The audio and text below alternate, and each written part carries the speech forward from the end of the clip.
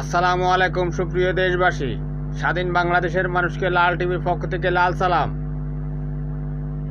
সাবেক ভারত লীগের প্রধান শেখ হাসিনার লুটেরা সালমান এফ রহমান শুধু জনতা ব্যাংক থেকে ২৭,০০০ কোটি টাকার মতো লুট করেছে। তারা এই টাকা লুট করে সবগুলো স্বর্ণে রূপান্তরিত করে ভারতে পাচার করে দিয়েছে। বাংলাদেশের লুটের প্রায় ৮০ থেকে ৯০% টাকা স্বর্ণ বানিয়ে ভারতে পাচার করে দিয়েছে। আনারের মতো এমপি আনারের মতো যে সমস্ত চোরা কারবারি আছে তাদের মাধ্যমে।